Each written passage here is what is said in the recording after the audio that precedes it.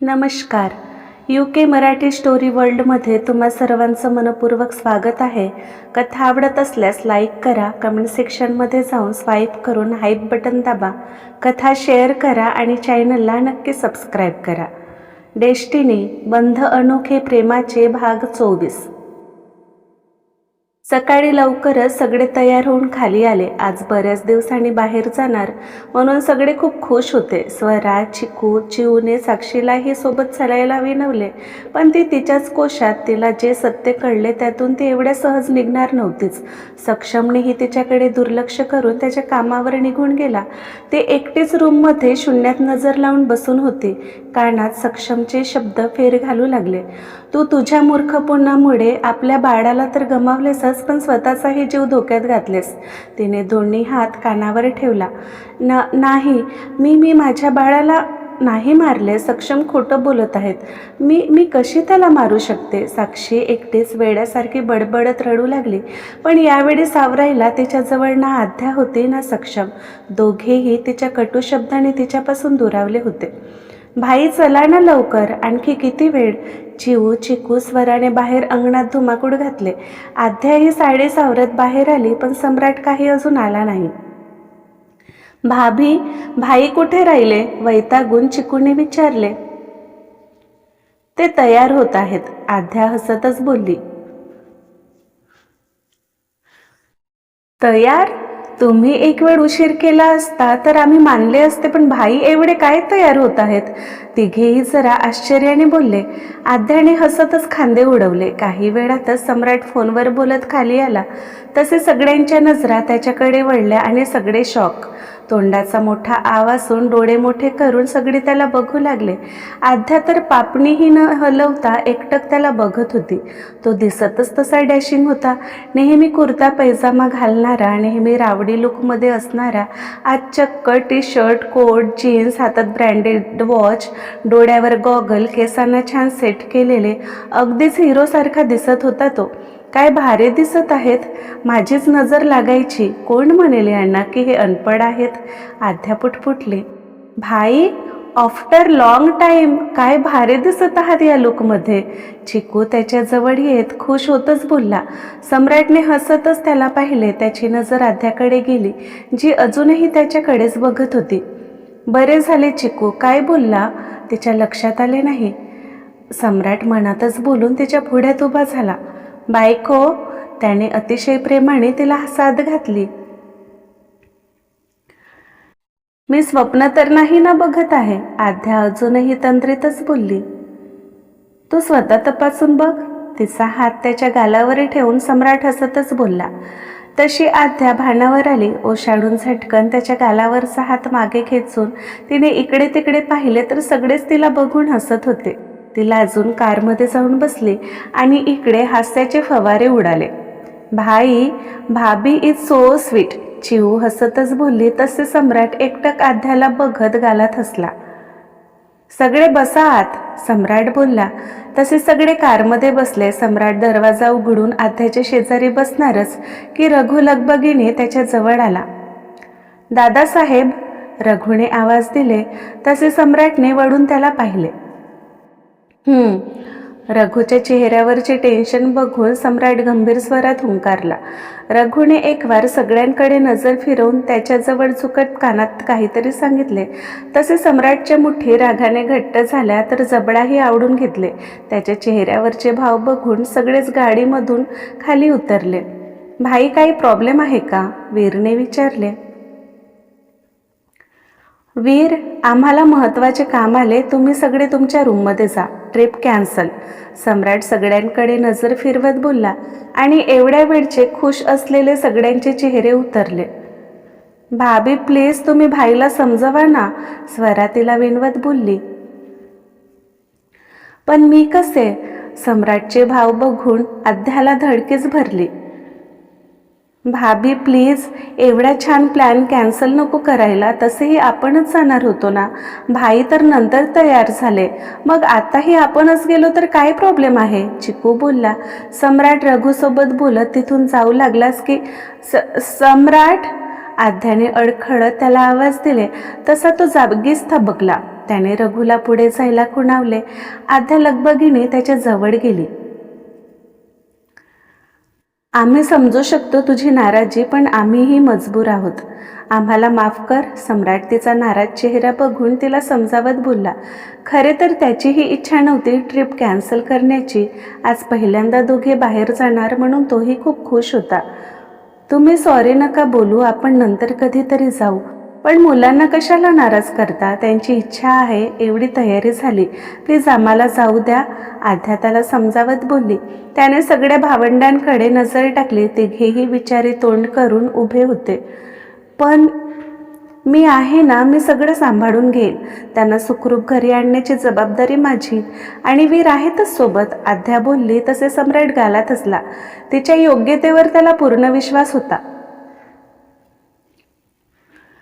बरं जा, पण काळजी घे त्यांची, सम्राट बोलला. आणि तुझीही. तिच्या डोळ्यात बघत सम्राट हळूवार पुटपुटला. तिने हसतच होकारात मान हलवली. चल बाय, आम्ही निघतो आता. आणि हो, आम्हाला वेळोवेळी फोन करून अपडेट दे. जाताना तिला सूचना दिल्या. तिने हसतच बाय करून मुलांकडे आली. तिचे एक्सप्रेशन बघून सगळे काय ते समजून गेले आणि खुशीतच कारमध्ये जाऊन बसले. दिवसभर कोल्हापूरमधील वेगवेगळ्या ठिकाणी भेटी देऊन संध्याकाळच्या वेळेस सगळे रंकाळा तलावाजवळ पोहोचले. स्वच्छ असे निळसर पाणी, किनाऱ्यावर उंच नारळाची झाडे, काहीसा शांत होऊन मावळतीला जाणारा सूर्याचा शेंद्री लालसर गोळा, ज्याचे प्रतिबिंब पाण्यात उमटत होते. तलावाचे संध्याकाळची विलोभनीय दृश्य बघायला जमलेली लोकांची गर्दी. कोणी नौकाविहार करत होते तर कोणी घोडेस्वारी. समोरचे दृश्य बघून आद्या खूप खुश झाली. दिवसभराची थकान जणू इथे येऊन निघून गेली. वाव, खूप अप्रतिम आहे हे सगळं, आद्या भारावून सगळीकडे नजर फिरवत बोलली. सगळे तिला हसत बघत होते. तिच्या चेहऱ्यावरचा आनंद बघून त्यांना बरे वाटले.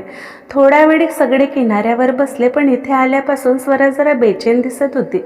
तिची सारखीच चुडबुड सुरू होती, तर नजर सैरवैर कोणाला तरी शोधत असावी, पण आपल्याच तालात असलेले सगळे त्यांच्या काही लक्षातच आले नाही. भाभी चला ना, आपण बोटिंग करू, चिऊ बोलली. तसे सगळेच उठले. वीरने लगेच तिकीट काढून आणले.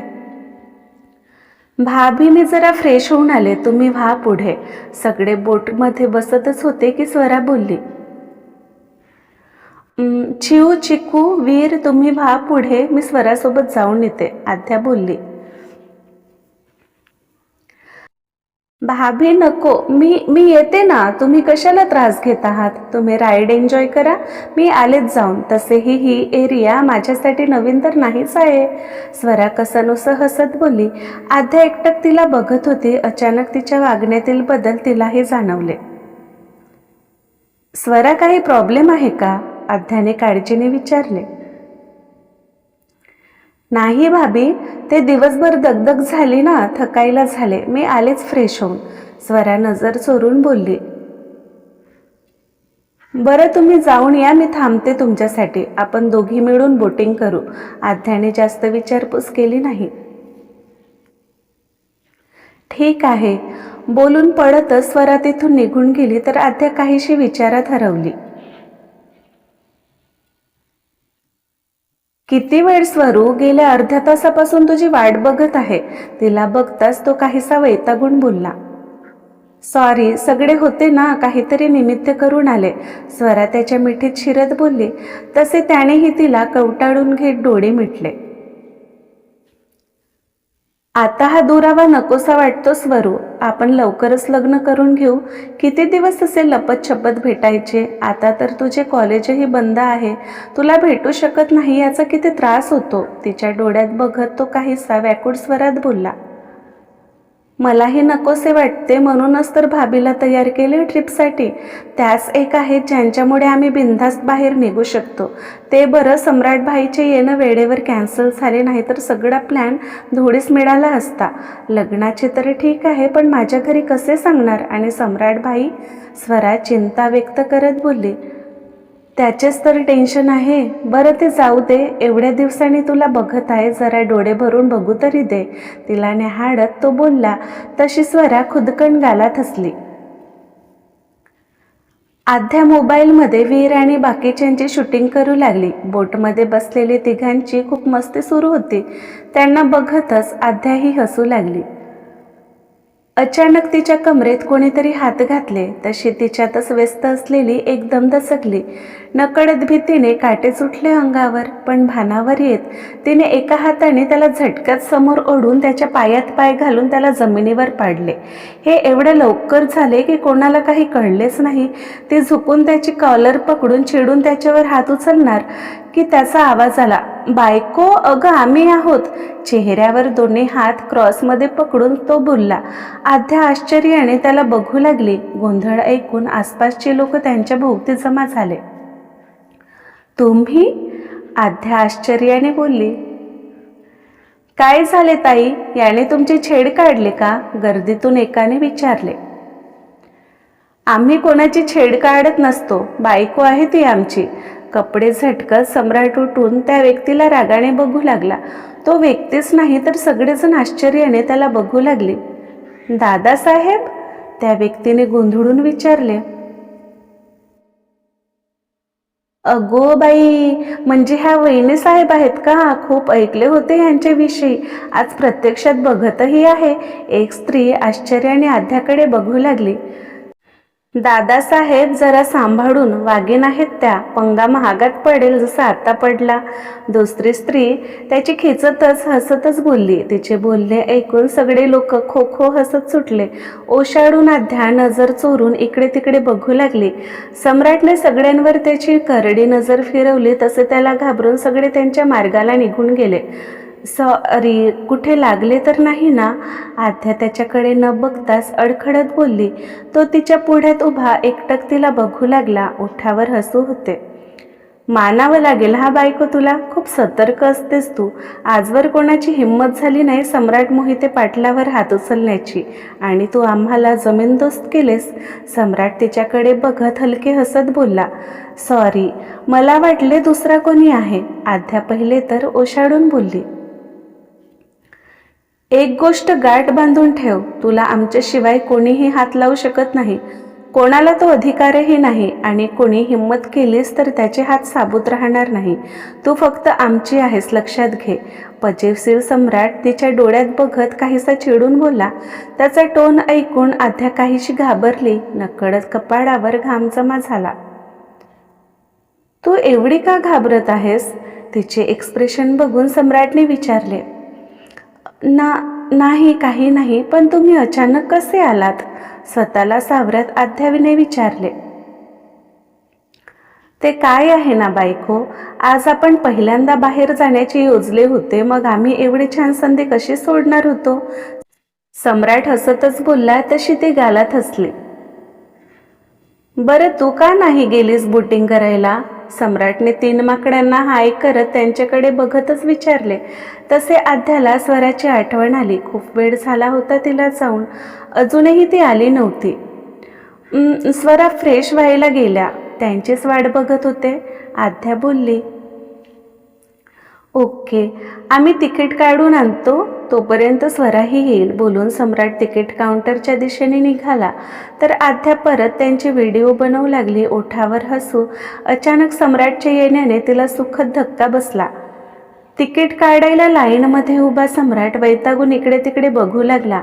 कशी तरी लाईनमध्ये उभा राहून त्याने तिकीट काढून घेतले. काउंटरवर असलेल्या व्यक्तीने त्याला त्याविषयी विचारणा केली, पण तो VIP म्हणून इथे तरी स्पेशल ट्रीटमेंट त्याला नको होती. धन्यवाद बोलून सम्राट तिकीट काउंटरवरून बाजूला झाला.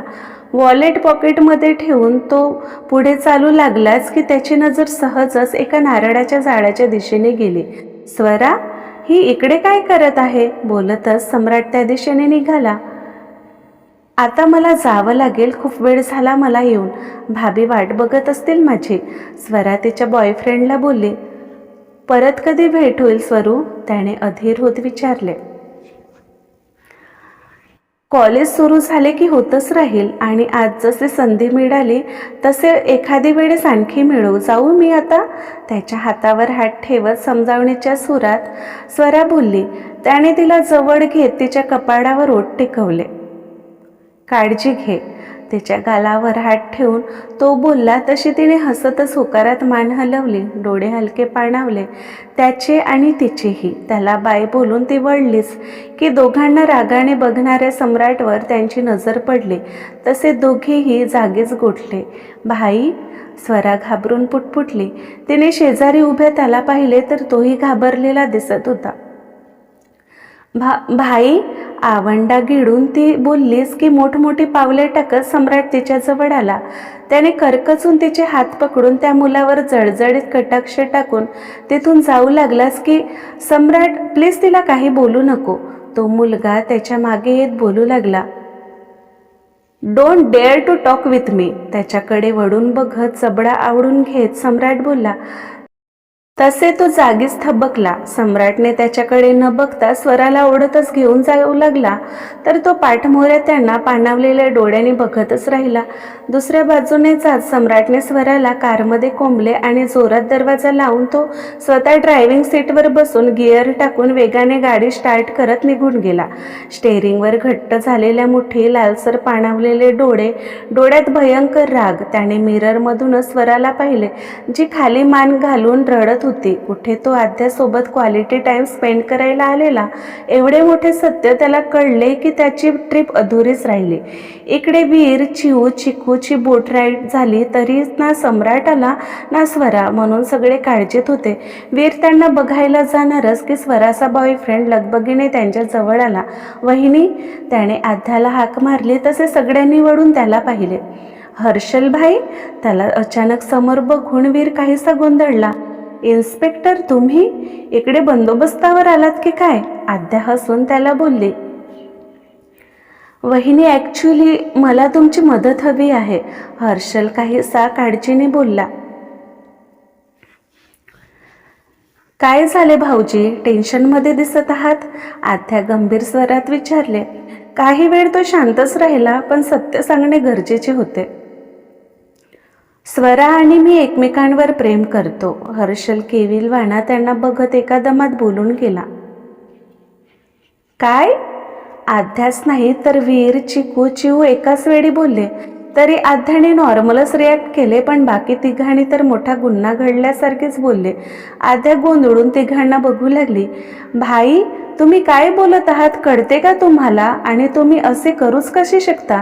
तुम्हाला सम्राट भाईचा जराही विचार नाही आला का? वीर चिडून बोलला तर हर्षल मान खाली घालून उभा होता. एखाद्यावर प्रेम जडताना कोणाचा विचार मनात नसतो वीर, तेव्हा फक्त आपण आणि आपले प्रेम तेवढेच आपल्या नजरेसमोर असते. आद्या बोलली. थँक्यू वहिनी, पण आता खूप मोठा प्रॉब्लेम झाला आहे. स्वरा आणि मी बोलत होतो, ती तुमच्याकडे परत येतच होती, पण माहीत नाही कसा सम्राट तिथे आला.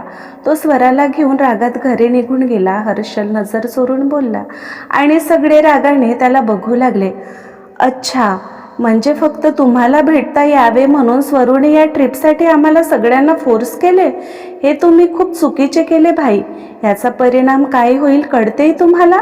चिकूही चिडून बोलला. आद्या तर अविश्वासाने त्याला बघत होती. म्हणजे स्वराने तिचा फायदा घेतले होते? सम्राट खूप रागात होता. प्लीज वहिनी, त्याला तुम्हीच शांत करू शकता. हर्षल विनवणी करू लागला. हे तुम्ही खूप वाईट केले भाऊजी. स्वराने तर सगळ्यांचा विश्वास तोडला. तरी मी प्रयत्न करेन तुमच्यासाठी, बोलून आद्या तिथून बाहेरच्या दिशेने निघून गेली. तिच्या मागे तिघे. आय होप सम्राटने स्वरूवर राग काढू नये. सुस्कारा सोडून हर्षल निघून गेला. सम्राटची कार वाड्यावर पोहोचली. पूर्ण रस्ताभर तो स्वरा हर्षलचा विचार करू लागला. तसतसे त्याचा राग वाढू लागला. तर स्वरा फक्त रडत होती. कारमधून उतरत मागचा दरवाजा उघडून त्याने स्वराला ओढतच बाहेर काढले. भाई, प्लीज एकदा ऐकून घ्या. स्वरा त्याच्या हातातून हात सोडवण्याचा प्रयत्न करू लागले. संध्याकाळची वेळ. सगळे हॉलमध्ये चहा घेत बसून होते. सम्राटने हॉलमध्ये येत स्वराला सोफ्यावर धक्का दिले. ती रडतच त्याला बघू लागली. सम्राट, ही काय पद्धत झाली आणि तुम्ही स्वराला असे का घेऊन आलात? अहिल्याबाई चिडून बोलल्या. तिलाच विचारा ना मोठी आई. आपली स्वरा आता खूप मोठी झाली. खोटं बोलून बाहेर नको ते थेर करायला लागली. स्वराकडे रागाने बघत सम्राट चिडूनच बोलला. काय बोलत आहात तुम्ही सम्राट? काय केले स्वराने? जानकीबाई बोलल्या, पण सम्राट रागाने तिलाच बघत होता. कधीपासून सुरू आहे तुमचे? सम्राटने अचानक विचारले. तसे सगळे चमकून स्वराला बघू लागले. काय केले तुम्ही स्वरा? सम्राट काय बोलत आहेत? अहिल्याबाई कडाडल्या. तिचे सारखे रडणे आणि सम्राटचे असे चिडणे काही वेगळेच संकेत देऊन गेले त्यांना. नकळत भीती दाटून आली. लेकीने चुकीचे पाऊल तर नाही ना उचलले? भाई, आई, मी काहीच चुकीचे नाही केले. आम्ही प्रेम करतो एकमेकांवर, स्वरा रडतच बोलली. आणि दुसऱ्या क्षणी तिच्या गालावर मोठा आघात झाला. अहिल्याबाई मोठमोठ्याने श्वास घेत तिला बघत होत्या. प्रेम? या जगात प्रेम वगैरे असे काही नसते स्वरा. समजत कसे नाही तुला? उदाहरण तुझ्या पुढ्यात उभा आहे. सगळं माहीत असूनही तू अशी चूक कशी करू शकतेस?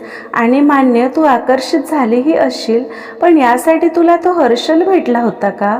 सम्राट चिडूनच बोलला. हर्षल? अहिल्याबाई शॉक पुटपुटल्या. तर बाकी सगळेही काहीसे शॉक झाले. प्रेम वगैरे काही नसतो स्वरू, फक्त नजरेचा, आपल्या मनाचा धोका असतो. कोण कधी कसा आपल्या प्रेमाचा गैरफायदा घेईल ना कळत नाही. सम्राट कातर स्वरात बोलला. सगळे त्याला केविलवाणा बघतच राहिले. ते काही नाही, आम्ही जे सहन केले ते तुला करू देणार नाही. यानंतर तू कुठेही बाहेर जायचे नाही. सम्राट डोळे पुसत तिला समजावत बोलला. भाई प्लीज, आमचे खरे प्रेम आहे एकमेकांवर, तो तसा नाही जसे तुम्ही समजत आहात, स्वरा त्याला समजावत बोलली. बस स्वरा, एक शब्द नाही. प्रेमाविषयी तर आम्हाला काही सांगूच नकोस. आम्ही नाही मानत प्रेमाला, आणि कोण कसा आहे आम्हाला चांगलंच माहीत आहे. आमचा निर्णय झाला. तू यानंतर कुठे जाणार नाहीस आणि त्या हर्षललाही भेटणार नाहीस, सम्राट चिडून बोलला. तुम्ही कोणाकडून प्रेमाची अपेक्षा करत आहात स्वरा? ज्या माणसाला फक्त गुंडागर्दी, मारधाडशिवाय दुसरं काही सुचतच नाही, त्या व्यक्तीला प्रेम काय असते कसे कळणार? सम्राटकडे बघत आध्या आत येत बोलली. आणि सगळे शॉक होत तिला बघू लागले क्रमशः. तर आजचा भाग कसा वाटला कमेंटमध्ये नक्की सांगा. लवकरच भेटू पुढील भागात. नमस्कार.